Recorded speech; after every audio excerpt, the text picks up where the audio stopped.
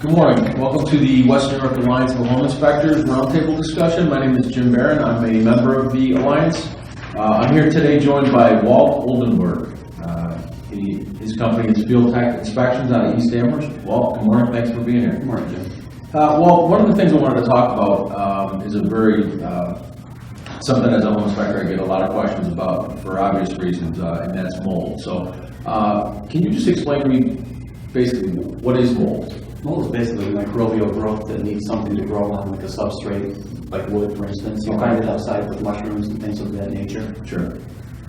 Okay, so as a home inspector, the question I get a lot, it seems that every time I inspect something and I detect the microbial growth and I inform the client of that, they immediately think it's black mold. Is that very often the case? No, actually sometimes you'll just see dark staining on the wood, which has the appearance of it. Okay. But black mold is probably one of the more harmful ones that people are always familiar with. Sure, okay, that probably explains why people are so concerned with it. Correct. Great, okay.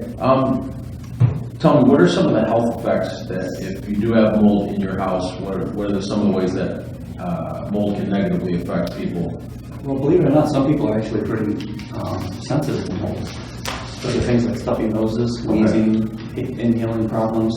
But you'll also find that people who are asthmatic are more susceptible to it, and the health concerns are even greater. They've even found that farmers, for instance, working in the fields would be working with the wet, damp hay, would start to develop asthma if they've never had it before. Really? Okay. Great. So once you make a determination as a home inspector, if I were to let a client know that there was a microbial substance and you suspect that it is mold, what's the next step? Well, the first thing I do is I go to the realtor and I inform them that this is what's taking place. Okay. It seems mold is the new taboo when it comes to real estate transactions. So what next takes place is the realtor will negotiate with the seller and they have to hire a mold assessor. Now there's a three-step process basically in New York State. One is you hire a mold assessor. They come out and determine that it is in fact mold and the areas that are affected. A good mold assessor will actually take samples so he can tell you what the mold types are. Okay. The next step is to get a mitigation company to remediate the mold. The third process is to have the assessor go back out and verify in fact that the mold is now gone in those areas.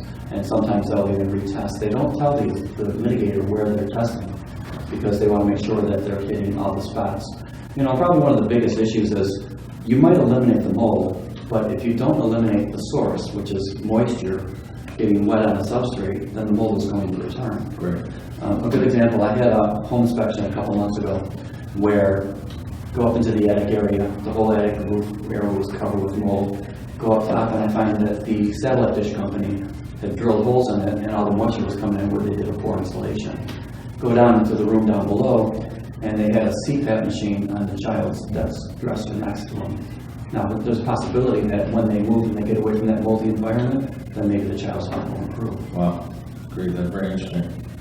Okay, so the mitigation process is you have an assessor, then a mitigator, and then the assessor comes back, so it's a three-step process. Right, to verify. And if they find, and I just had this happen recently, if they find that the mold is still present, then that mitigator will have to come back out and redo the process. So as a home inspector, is something that, like you said, one of the most important things, it doesn't do any good. If you don't solve the problem, the symptoms are just going to keep coming back. So as a home inspector, is that something you can help clients with, is help them solve the problem, maybe improving the ventilation and things like that in the area? Yeah, absolutely. I kind of look at myself as a troubleshooter when you're in this business because you're always looking for the source of what's causing it. Sure. And if it's a ventilation problem, if it's a chimney that's cracked and leaking and moisture's getting in through there down to the substrate, if it's roofing problems, if we can locate or pinpoint the areas, then we can give the client one more bit of advice to help them make a good decision. Awesome. All right. Hey, that's great information, and I appreciate you joining us today, and best of luck to you. My name is Jim Barron. If you have any more questions, go to our website. It's